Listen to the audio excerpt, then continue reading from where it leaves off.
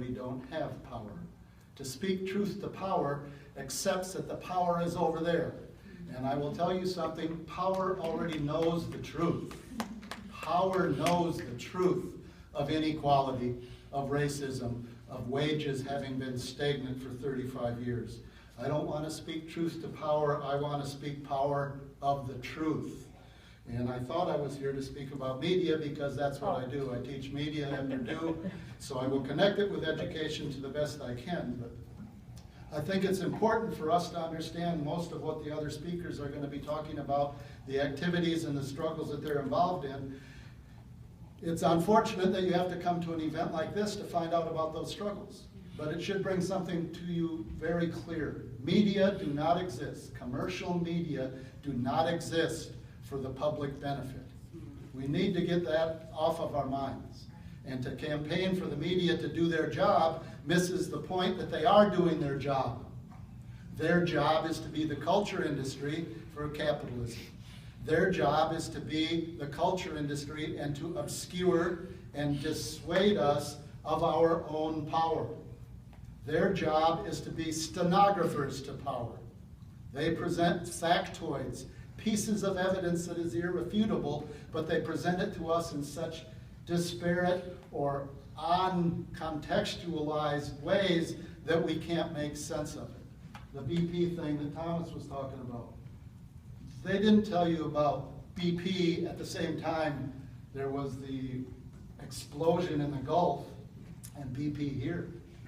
When you talk about the contamination, how do you find out about the contamination? Read it in the Tribune, see it on ABC? No, because that's not their function. Their function is to inform us about other things to distract us. I want to give you two messages that they always give to us. Always.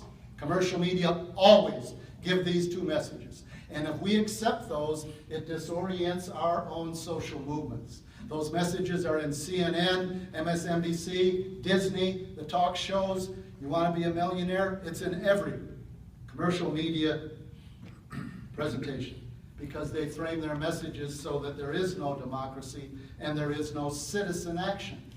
So those messages are, number one, they personalize and individualize everything. So if there's a problem, like education, it's not the problem of the public schools. It's not because they've cut funding for the public schools, because taxes have been dropped on capital gains and the people that make profit off of our labor. No, it's your fault. Your kids aren't working hard enough. You didn't go to the right school. You should get a charter school. You should do something for yourself. You should go to Purdue Northwest, where I teach, so you can get this skill. It can't possibly be anything but your fault. It's your fault. Everything is personalized. There's a problem with BP. It's not BP. It's not the oil industry. It's not destroying the environment. There's one bad person at BP, and if we get rid of him, everything will be okay. EpiPens. The price has been what? Tripled, doubled? Why? Because there's one bad person that doesn't have any ethics. What about the whole damn pharmaceutical industry, which is sucking us dry? What about the healthcare industry and a president that commands you, the president commands you that you have to buy private insurance. And if you don't, you're going to get fined. So your healthcare is your fault. And if you don't realize it, the government, the progressive, is going to insist that it's your fault. So one way or another, and the media reports that over and over and over again. Healthcare, employment. It's in entertainment as much as it is news and information. You watch Aladdin, Disney's Aladdin. He gets the lamp, rubs the lamp. I want an end to poverty. He doesn't do that. I want to get the Sultan's daughter. That's his wish. I'm not making this stuff up. This is what they tell us. This is what our kids are raised on. So it makes sense. If I control EpiPen, I'm going to rub the damn EpiPen so I can get rich, just like Aladdin did in the family-friendly Disney movie. Amazing Race, top show in the U.S.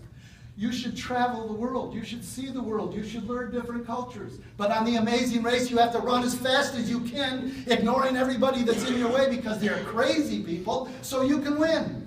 When I was a kid, they would say, sing because you're happy. Not in this country. You sing to get a contract. You don't dance with the stars so you can show some enjoyment. You dance with the stars to get some votes so you can win a cash prize. First thing is, all messages are personalized, self-interest, self-gratification, hyper-individualized.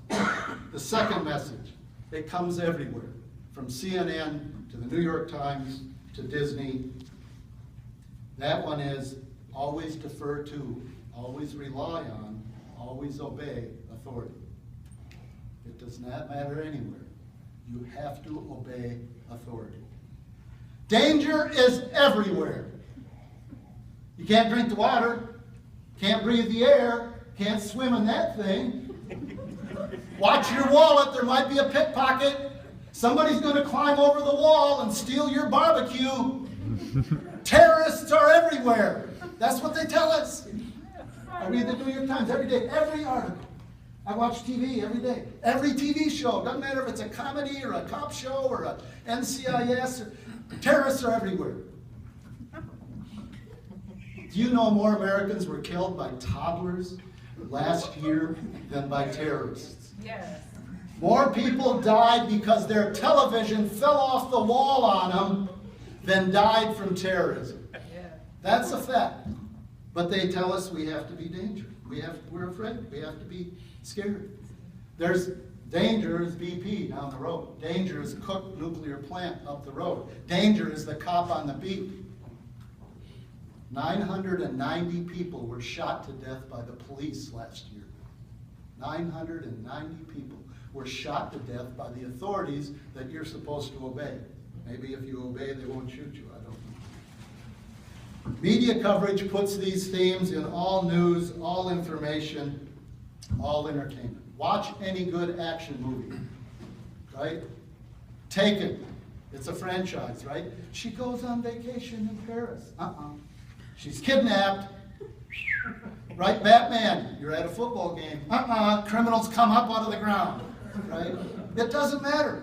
It's gonna, no matter where you go. You're home, you're with your family. No, there's a home invasion. And the thing they say is, even though everything is individualized, you have no power. You can't do anything. You need a superhero. You need a psyops like, what's his name? Liam Neeson, that saves his daughter against the entire Western civilized police world, right? Batman comes in, or you have a team of Avengers. There's always some other force to save us. Think about those two messages. One, if anything's wrong, it's your fault. If there's something wrong, you've got to ask for another power to come and defend you. And if we live in a world that's dangerous, what do? You don't mind having the police militarized. I think all of these things come together in the elections. It brings these two themes together, individualism and authority. You get to go in a voting booth every 2 years and for all of 30 seconds flip that lever, and that's democracy. That's your free individual choice. But you get to choose which individual, which authority is going to mess up the rest of your life. Hooray. Go American democracy. There's no choice on the policy, no choice on the program, the budget, any priority. In fact, we have the two most despised candidates in modern history running for office. Yeah. I will say, and for those of you that were Bernie supporters, nothing changes by voting for one of the two parties. It never has. I teach my class and I put a $100 bill. Anybody that can tell me something in the last 50 years that changed because there was somebody in the White House gets that $100 bill. I've been teaching for more than 20 years. Nobody's come up with a single instance. I thought this year maybe it would happen. Obama was going to give free 2 years of education. Remember that? That didn't happen. Obama was going to stop torture and rendition. That didn't happen. Obama was going to stop the war in Iraq. That didn't happen. He has had more drone attacks than Bush. Truth is, social change always comes as a result of social movements. Thomas started on that road at the beginning. Segregation, civil rights movement. Vietnam War, the anti-war movement, women's equal pay, a massive women's rights movement. The 8-hour day, if we go back a little longer, labor, Social Security, labor movement. Public education came with the civil rights movement immediately after Reconstruction, and then only got resolved with the labor movement. Minimum wage, again, the labor movement. Environmental protection, the labor movement and the environmental movement. None of that came because you got your favorite candidate, your superhero, elected to office for one of those two parties. It did not happen. Here, I'll give you a list. Who was president when we got open housing in the U.S.? Who was president when the Vietnam War ended? Who was president when we got OSHA passed, which is health and safety for workers? Who was president when the U.S. recognized China? Who was president when they actually desegregated the schools in the South? Not passed the law, but actually got them desegregated. Who was president when the Environmental Protection Agency was organized? Nixon! Oh my God, a right-wing conservative Republican. We can't let that happen. Let's vote for the lesser evil. So we get Carter elected. And what did Carter do? With an all-Democratic Congress, veto-proof Congress, he gave Somoza the Humanitarian of the Year award after he bombed Matagalpa. The Equal Rights Amendment did not pass. He brought out federal troops against the mine workers in West Virginia. Nothing happened in labor in those 4 years. Why? Because that didn't matter. What mattered is what I started with. Our power is our power. Don't let somebody else take it from us. Don't give it to somebody else. You want to carry your power around. You don't put water in a basket with holes in it. You can't expect one of those two parties to be the basket to carry the water that you need for nutrition. It's got to be something else. And here's the truth. And you won't get it in the media stories or in your movies.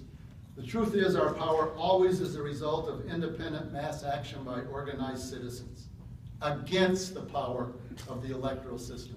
Princeton did a longitudinal study, right? The Princeton report says we don't make decisions.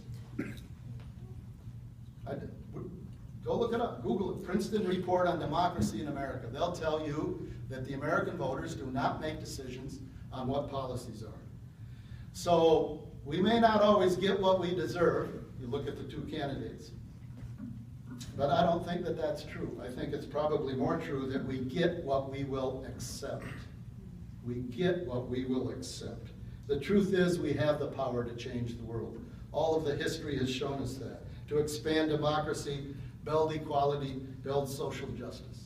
And some of the movements that you'll hear today are the incipient process that's necessary to build mass social movements, whether that's for the $15 an hour wage movement, whether that's Black Lives Matter and getting the cops disarmed from their occupation of the black community, or whether it's the U.S. out of the Mideast, out of Ukraine, out of Syria, out of Venezuela, out of North Dakota. You could make a long list with a little map.